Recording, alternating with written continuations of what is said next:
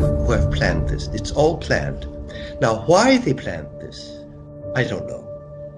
And I don't even think I want to know. This system is being put in place using lies, and it's being put in place using lies for some purpose, and I believe that purpose is complete totalitarian control. And I think the purpose of that is going to be mass depopulation.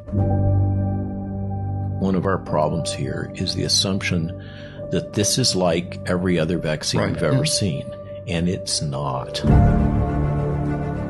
It's the greatest experiment that has ever been performed in the history of medicine, and it's being performed on human beings. It's just an incredible thought. So all of this started to come together, and we started to get kind of a sick feeling in our stomachs that, wait a minute, this is science gone bad here. None of this is supposed to be happening. The CDC has never otherwise explained these stats, and they are so tightly related to the vaccine. 50% of healthcare providers are absolutely not getting this injection. We don't trust the data. The fox guarded the henhouse. The companies did their own data. There were no independent observer groups. You should disregard all announcements about case rates in your community, because they're completely fraudulent. The very inventor of the PCR test, Nobel Prize winner Kary Mullis, said this test in itself is not a diagnosis. And with PCR, if you do it well, you can find almost anything in anybody. But they said we're being pressured in-house to add COVID to the diagnostic list when we think it has nothing to do with the actual cause of death.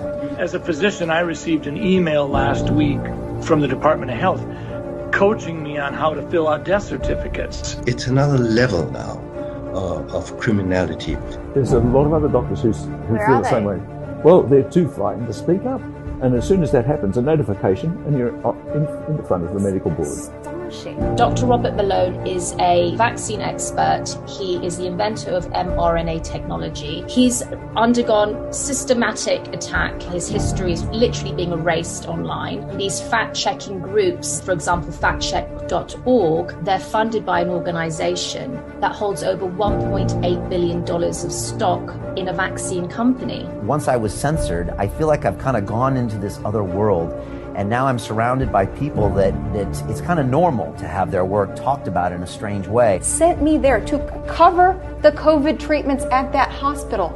I just wasn't supposed to ask that question. The viewers are being deceived by a carefully crafted narrative. They are trying to push a narrative that is not based on the decades of immunology. Nobody's in the hospital. How is that possible in a medical pandemic? That's fake news, that's why. People have turned to Facebook to share their stories and experiences, with one group reaching almost 65,000 members. It was removed overnight for no apparent reason. The victims of this vaccine, they're not being able to tell their story. The censoring has been going on for well over a year. It's well documented. It's unequivocal. TikTok is taking down all of my sounds so that you guys can't hear my story. The Great Barrington Declaration, authored and signed by 3 of the world's leading experts in epidemiology, infectious diseases, and vaccines. We've got to the point where scientists such as yourselves need to kind of gather for secret meetings in houses to come out with declarations of dissent. Are you of the same opinion? I don't think I can answer that question. Why not? Anyone who speaks out against this line of policy is shut down. I basically have to be in line with the government line. Do you want your physicians and scientists, their voices suppressed? We're polarized right now. We're polarized. And threaten investigation and discipline for any physicians who express any of the negative aspects of any of these interventions, no matter what the evidence says. It's a disgrace! You're not the first doctor I've heard from who maybe got unusual visits from the state or, basically got a lot of pushback. You have to realize the number of doctors and scientists who are saying no to all this outnumbers those who are saying yes. And if this is the mountain, if this is the hill where I get nailed on, I will get nailed on it. I don't care. You can report me to the board, you can kill me, you can do whatever, but I'm not going to let Americans die. 75 years ago, Hermann Goering testified at the Nuremberg trials, and he was asked, how did you make the German people go along with all this? And he said, it's an easy thing. The only thing a government needs to make people into slaves is fear. You can do this in a Nazi regime. You can do it in a socialist regime. You can do it in a communist regime. You can do it in a monarchy and a democracy. We, the Germans, are asking this question how it happens in the 1930s. And a lot of people are now getting a sense how it happened. We're held hostage to more and more mutations that can be used to manipulate us over and over again and take away our freedoms. We've used these tactics in other countries to manipulate, divide and conquer, and now we're watching our own government, our own military use them against us. Men of our unit and our service believe that we're pointing our weapons in the wrong direction.